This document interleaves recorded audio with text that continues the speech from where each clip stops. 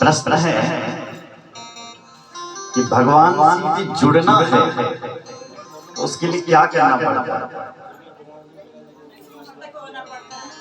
बोले महाराज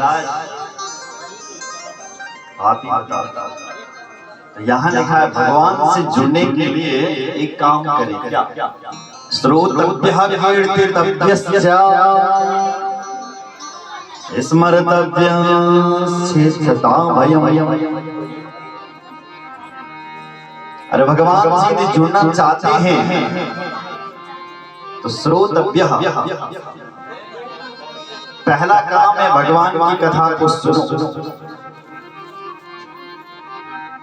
दूसरा काम है कीर्तितव्यः, प्रभु का कीर्तन। तीसरा काम है स्मर्तव्यः, भगवान का स्मरण। ये तीन काम हो गए तो भगवान से जुड़ना हमारा मार्ग का होगा। जिसके बारे में हमने सुना नहीं है उसकी महिमा का हमें पता नहीं चलता। सुन रहे हो? अगर किसी के बारे में पता करना है कि ये कौन है, सबसे पहले उसके बारे में सुनना पड़ेगा। ऐसी जल्दबाजी न करे, आराम से। भगवान से जुड़ना चाहते हो तो पहले भगवान के बारे में सुनो। श्रोतव्यः, और जब व्यक्ति सुन लेता है तब उन्हें भगवान का कीर्तन कीर्तितव्यः, फिर कीर्तन करे, फिर स्मर्तव्यः, स्मरण करे। सुनने की महिमा ज्यादा। गोस्वामी जी जब राम कथा को गोस्वामी जी ने लिखी ना, तो वो कथा अपने मन को सुना रहे थे। अपने मन को कथा सुनाते सुनाते गोस्वामी जी सीधे पहुंच गए अहिल्या के पास। जो अहिल्या पाषाण बनी थी, पत्थर की बनी थी, भगवान राम उसके पास गए और उस अहिल्या को अपने चरणों से छुआ। जैसे भगवान ने अहिल्या को टच किया अपने पैर से, वो एक दिव्य रूप में आ गई और गई पतिलोक का आनंद भरी। अपने पतिलोक को आनंद में भर करके गई। और जिन राम जी ने उसको अपने चरणों से छुआ, राम जी का चेहरा उदास हो गया। गुरु जी साथ में खड़े हैं। गुरु जी ने पूछा, भगवान आपका चेहरा उदास क्यों? राम ने कहा, मैंने एक ब्राह्मण की पत्नी को अपने चरणों से छुआ है, इसलिए हमारा चेहरा उदास हो गया। गुरुदेव हम तो क्षत्रिय हैं और हमने एक ब्राह्मण की पत्नी को चरणों से छुआ।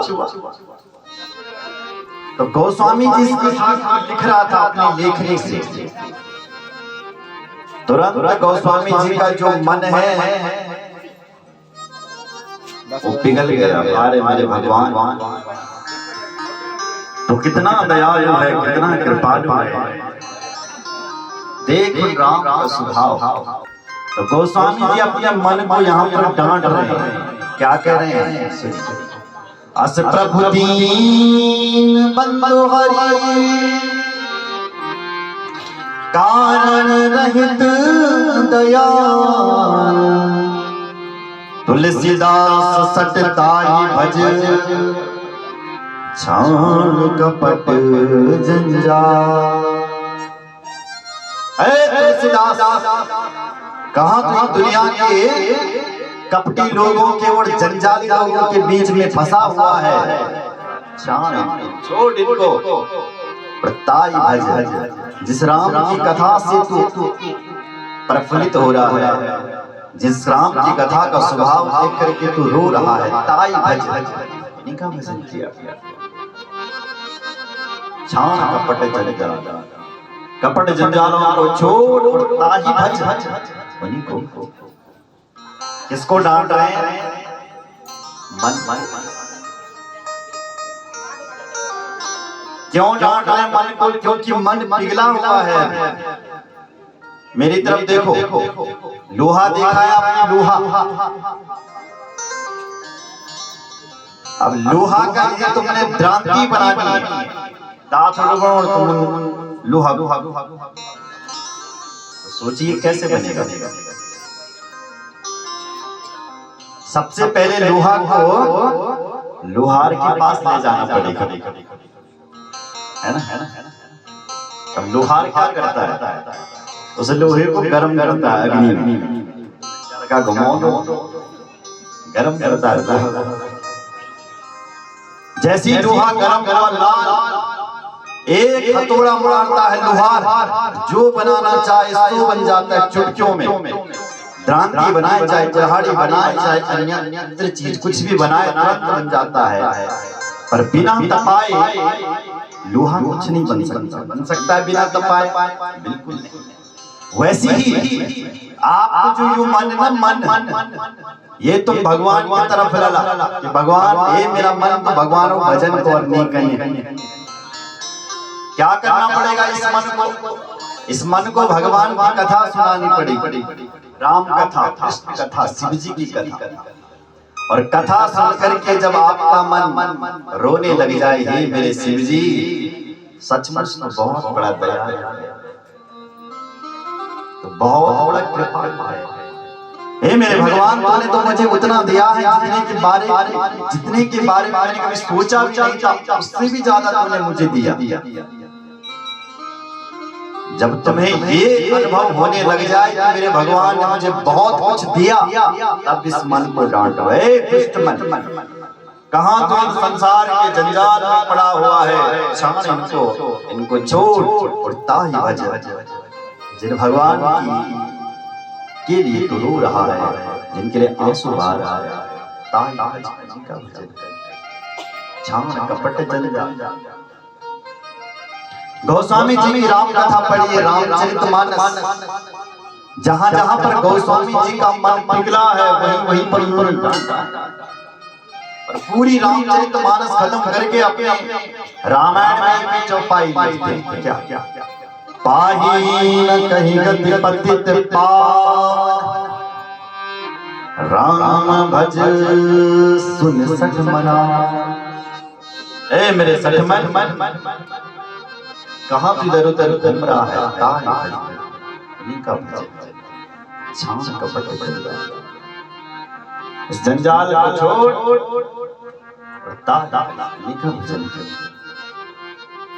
तुरंत आपका मन भजन करने लग जाएगा।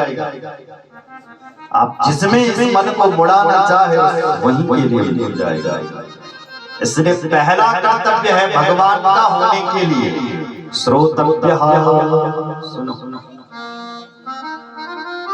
जब तुम भगवान की कथा खूब सुना ना, अपने आप कीर्तन मंडली बना दो, बोलने की आवश्यकता नहीं। जो भगवान की कथा सुन लेता है वो कीर्तन मंडली में ही जुड़ जाता है। फिर प्रभु का कीर्तन, फिर स्मर्तव्य, भगवान का स्मरण करिए। अपने जीवन के 15 मिनट ऐसे निकालो, मेरी तरफ देखो कि मुझे उस भगवान के लिए 15 मिनट देने हैं जिसने मुझे ये जीवन दिया हुआ है। कौन कौन देता है? हाथ खड़े करो। नहीं देते। 15 मिनट का ध्यान किया करो, 15 मिनट का योग किया करो। दूसरे के लिए जिए तो क्या जिए, सबसे पहले अपने लिए जीना सीखिए। योग के 10 अंग होते हैं, यम नियम प्राणायाम प्रत्याहार धारणा ध्यान समाधि। एक भी नियम करोगे आप तो जिंदगी संवर जाएगी। इसलिए 15 मिनट अपनी जिंदगी के सुबह के ऐसा निकालो कि मैं भगवान को देख सकूं।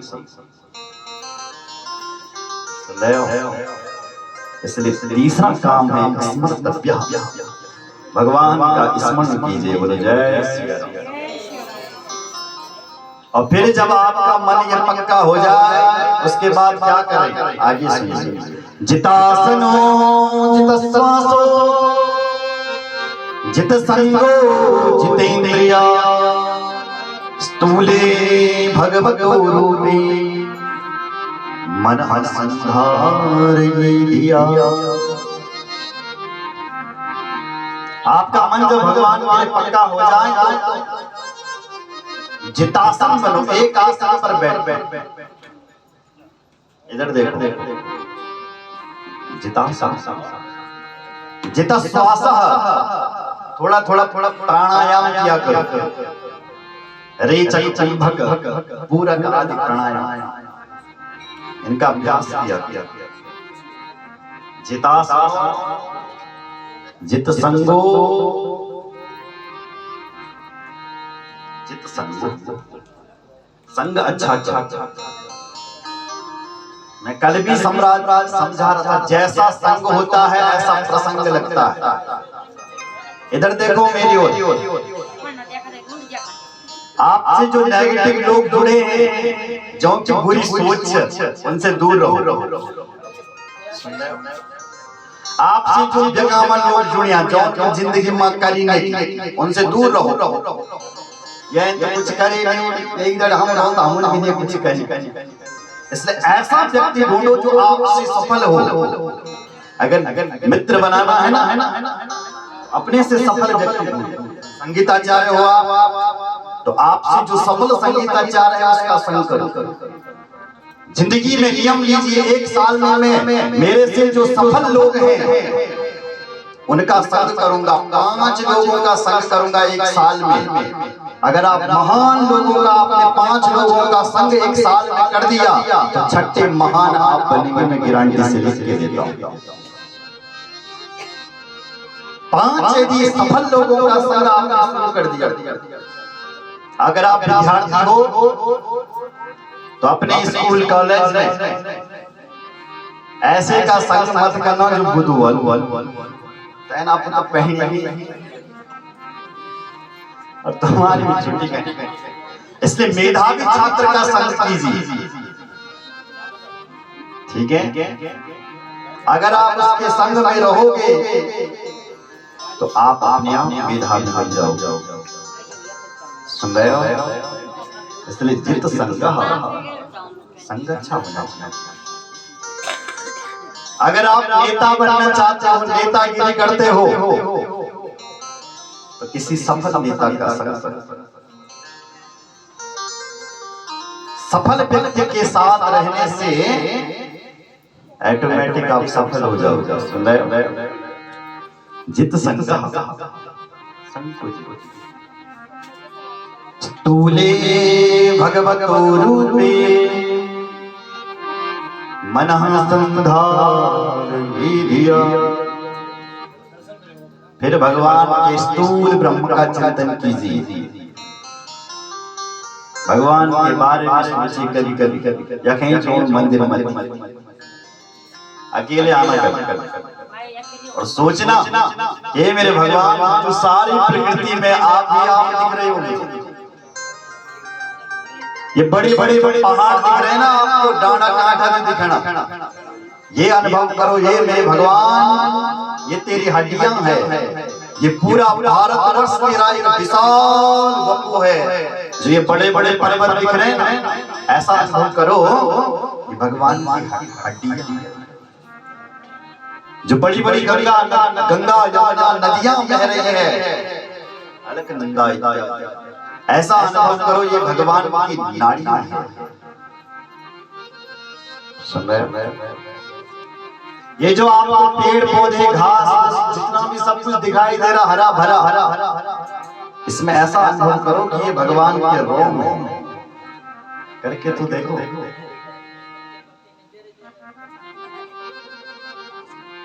जितनी भी प्रकृति में भगवान ने लगाया हुआ है, आप दिखाई दे रहा है, कुछ भी फालतू नहीं है, इनकी आवश्यकता है यहाँ, इसलिए इनको प्रकट।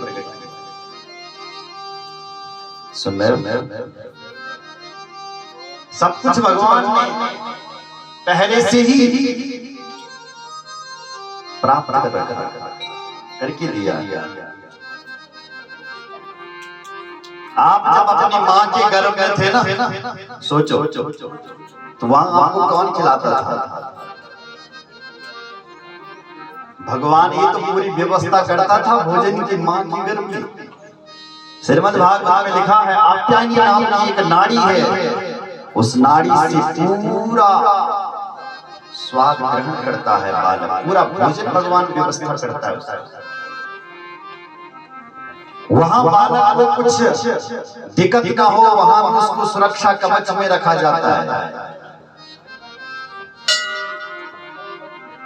बालक जब संसार में आने के लिए तैयार हुआ, भगवान ने उसको जन्म दिया।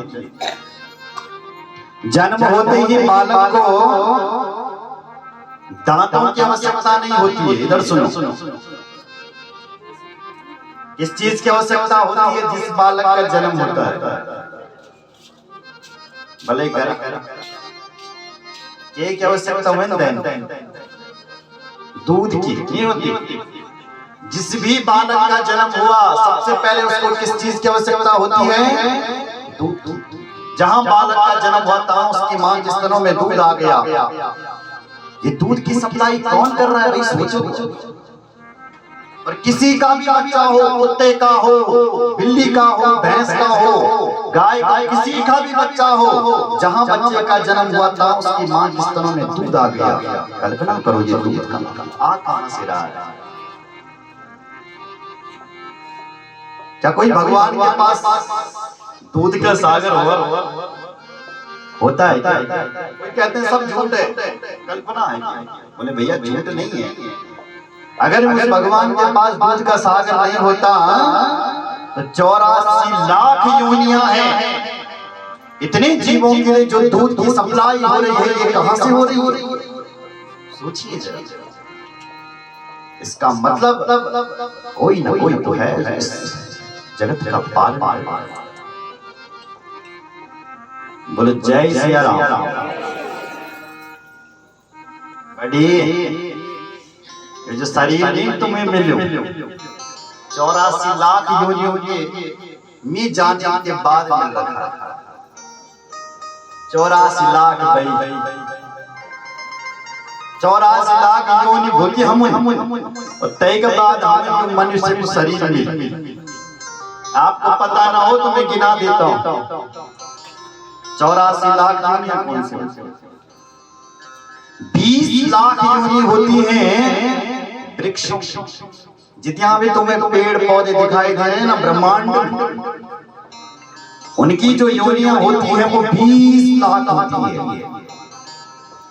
9 लाख होती है योनि होती है जल के जल में जो कीड़े मकोड़े घूमते हैं। 9 लाख 20 और 9 इंतजाम 30। 11 लाख योनि होती है कृमि की सूखे में जो कीड़े मकोड़े घूमते हैं, तो योनि 11 लाख। कितने हो गए? 40। 10 लाख योनि होती है पक्षियों की। जितने भी ब्रह्मांड भर में पक्षी घूमते हैं उनकी 10 लाख योनियां होती है। कितने हो गए? 50। 30 लाख योनियां होती है पशुओं की। पशु सारे पशुओं को गिन लो, ब्रह्मांड में जितने सुने जाते हैं देखे जाते हैं 30 लाख योनि। कितनी हो गई? 80। 4 लाख योनि है बानरों की, बानर भालू 4 लाख। कितने हो गए? 84। अब 84 लाख योनियों के बाद एक योनि है केवल मानव। जय मां तुम बैठे। इन 84 लाख योनियों में जब हम घूमते हैं तब हमें ये मनुष्य का चोला मिलता है, तब हम मां की गर्भ में जाते हैं, तब हमें ये शरीर मिलता है। इसलिए पुराणकार बोल दुर्लभो मानसो देवो देना क्षण भंगुरा। ए मनुष्य तेरा जो शरीर है ये बड़ा दुर्लभ है, बड़ा दुर्लभ है, बड़ा। मोक्ष के दरवाजे में जो ताला लटका हुआ है ना, वो इस मनुष्य की चाबी से खुल सकता है। वैसे तो 84 लाख योनियां हैं, पर वो चाबी उस ताले पर फिट नहीं बैठती। और जो ये मनुष्य का चोला है, ये चोला एक ऐसा चोला है फटाक से ताले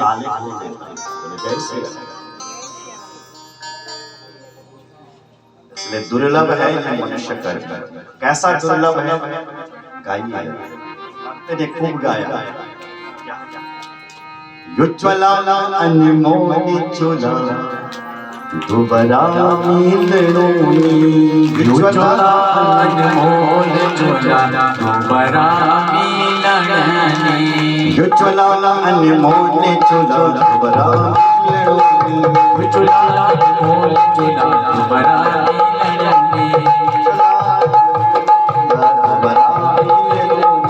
युज्ज्वला अनमोल चोला दुबरा मिलनोनी, दुबरा मिलनोनी, दुबरा मिलनोनी, दुबरा मिलनोनी, दुबरा मिलनोनी, दुबरा मिलनोनी, दुबरा मिलनोनी, दुबरा मिलनोनी, दुबरा मिलनोनी, युज्ज्वला अनमोल चोला दुबरा मिलनोनी, युज्ज्वला अनमोल चोला दुबरा मिलनोनी, युज्ज्वला अनमोल चोला दुबरा मिलनोनी, युज्ज्वला अनमोल चोला दुबरा मिलनोनी। जय हो।